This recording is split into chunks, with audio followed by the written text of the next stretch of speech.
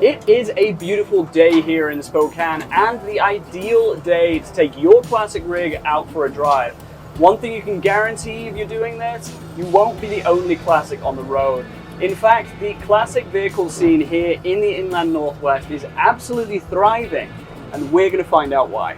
In this video, we're going to look at the meetups, the shows, the cruise-ins, the swap meets, and the second-hand market, everything that makes up the classic car scene here in the Inland Northwest.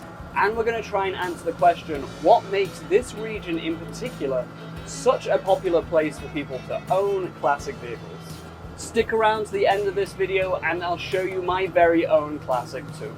My name is Phil Wells. I live and work in the Inland Northwest and I'm involved in all things real estate. I happen to have a knack for helping people find those perfect properties with the ideal shop to store their pride and joy. So if you need help with exactly that in Eastern Washington or North Idaho, give me a call. My details will be in the description to this video. Everyone loves classic vehicles for their weird and wonderful designs, the fact that you can work on them yourself without needing to plug them into a laptop, and the fact that many of them were better built than what's on the roads today. And we can't overlook the fact that we love the variety out there when it comes to classic vehicles. Before modern regulations came in and made everything look pretty much the same. So let's look at a couple of those car shows. As you can imagine, the classic car season here in the Inland Northwest kicks off around April as the weather starts to improve, and it starts to tail off around September when the weather takes a turn for the worse. Here are my top 4 car shows in the Inland Northwest.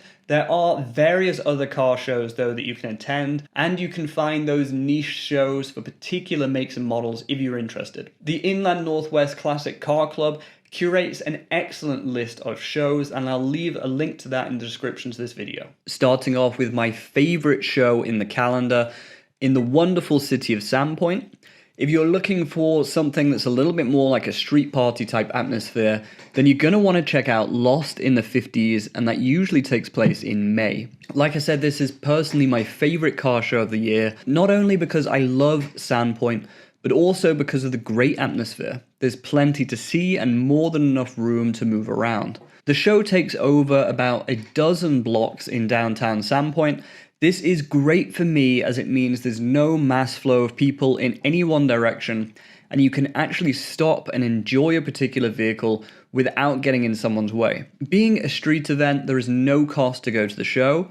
You will find parking a challenge though, so get there early. That's my advice for this particular show. Next up is Coeur d'Alene, which takes place in downtown Coeur d'Alene in June. This takes place up and down the main street in Coeur d'Alene, which is Sherman. It does spill out over a few other streets as well. As you would expect, being held in the Coeur d'Alene area, you get some really high-end and collectible vehicles here. You'll see just about everything from the weird, like this 3-wheeled Messerschmitt's bubble car, to the ultra rare and expensive, like this vintage Bugatti. I would say that if you like being able to take your time and peruse everything in detail like I do, then be warned, this is a very busy event and there is definitely a flow of people up Sherman one way and down Sherman the other, so you will likely be cutting off people if you stop and look, so get there early if you want to take your time. Back over the border in Spokane is Cruising the Falls Classic Car Show, which takes place right by Riverfront Park in downtown Spokane, usually around May. It usually coincides with the annual Lilac Parade Festival here,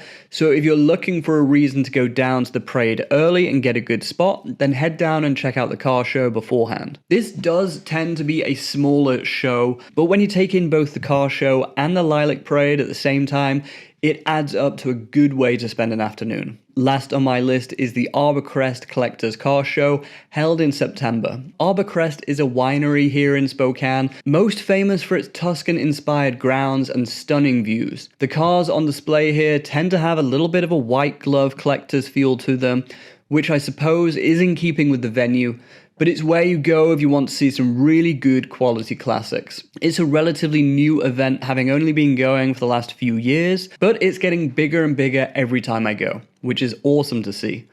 It's also one of the few shows on this list that you can walk around with a beer or a glass of wine while looking at some really cool classic cars. So why is this region, the Inland Northwest, so awash with car shows and the cars to fill them? My best guess is it has a lot to do with the climate here. I think it also helps that the inland northwest's major metropolitan area, Spokane, has for many years been named as one of the best places for retirees to live, and retirees often make up the large portion of the classic car owners in any given area. In fact, Spokane was just named one of the top locations for retirees in 2024 by Forbes magazine. I have made a video on this and you can check this out in the top of this video now. Geographically, the inland northwest is located between the Cascades and the Rockies. That creates a very dry environment. You'll find that the crops that typically respond to a warm, dry climate thrive here.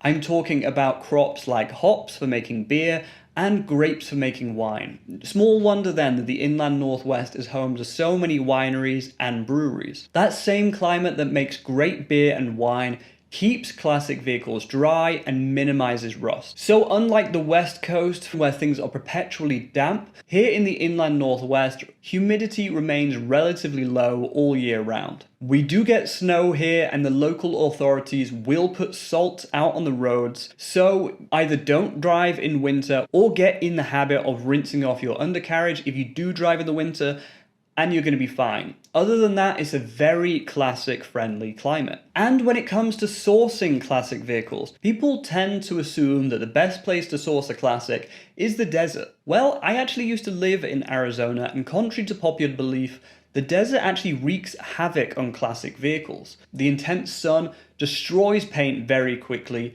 The dry heat also breaks down rubber, so your hoses, your seals, and your tires are gonna deteriorate very quickly. Dashboards also warp and leather dries up and cracks there too. Here in the inland northwest though, we don't have any of those issues. So it can be a fantastic place to source your absolute dream rig or to find a great project vehicle with minimal rust. I wanted to take a few moments to look at the second-hand market here in the inland northwest. As I mentioned, I used to live in the desert. I used to live in Arizona, in Phoenix. If you know anything about Phoenix, you know that it's something of a mecca for classic car enthusiasts. So you expect to find pretty much any make and model that you want out there. But after moving to the inland northwest, I've been pleasantly surprised to see lots of options available for classics on the second-hand market. I am personally looking for a 1965 Mustang, and I've actually seen several serious contenders just in the last few months. The vehicles that I have identified that are worth looking at have had complete interiors and minimal to no rust at all. Some of them even had the original paint that was in good condition. I was absolutely not expecting to find this classic car scene and such a good second-hand market when I moved to the inland northwest, but it's certainly been a welcome surprise for me. There's also a really wide range of classics that are available. I've seen everything from $200,000 Shelbys, Chargers in mint condition, all the way down to $1,500 farm trucks. There is a surprisingly large classic car scene here in the inland northwest, and the second-hand market reflects this. Since you've stuck around, you're clearly a classic car enthusiast, so let's check out my C10. This is my 1964 Chevrolet C10, which I got for an absolute steal on eBay during the COVID era lockdowns. Like I said at the start of this video, one of the things I love about classic vehicles is the fact that you could work on them yourself without any specialized knowledge or the need to plug them into a laptop. So just in terms of what I've done to this truck since I've owned it, I've fixed up the brakes so that they stop well and are safe on the roads. I've changed the rear suspension out, so I've got some heavy duty truck springs in there so I can haul things without any problems. In terms of the interior, I got this seat frame on Facebook Marketplace for about 20 bucks, and I ordered a reupholstery kit online for that. I've rewired the truck from front to back with an American Auto wiring kit. I've had the transmission out and completely rebuilt that with new bearings and synchro mesh and all new gaskets.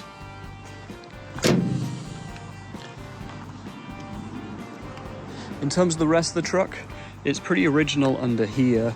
I've got the original 6-cylinder engine. I have thought about putting a V8 engine in here, as you can imagine, but what I use this truck for, I use it for hauling things like building materials, wood, and things down to the dump when I'm done with a remodel project. And this can move the truck with a full load just fine, and it sounds great, honestly. So I'm gonna keep it the way it is and just maintain it. I have replaced a couple of gaskets where it's been leaking, but that's really all I've done under here. Tuned it up a little bit in terms of the carburetor just to make sure it's running nice, but that's really it. As you can tell, it's not going to be winning any awards or rolling across the stage of Barrett-Jackson anytime soon. It's never going to be a pavement princess, and that's just fine. I use this as a working truck. I don't abuse it though. I maintain it well and I replace what breaks, and I'm going to try and keep this on the road for as long as I possibly can. So if you see me at the dump, at Lowe's, or at the lumberyard, stop by and say hi. That's it for this video. I think we worked out why the Inland Northwest is such a great location to own classic vehicles and why the classic vehicles scene here is thriving. If you're already here, you'll know what I mean. And if you're thinking about moving here, know this, you'll be in good company. I hope this video is useful. Please like and subscribe. That really does help me out. Like I said, my name is Phil Wells. If you're looking at moving here and you're looking for a property with a great shop to house your pride and joy, please reach out to me, give me a call, shoot me a text, send me an email, or find me on Instagram or Facebook, and I'd be honored to work with you. Until the next video, my name is Phil Wells, and thank you for watching. You don't need to film this. This is embarrassing.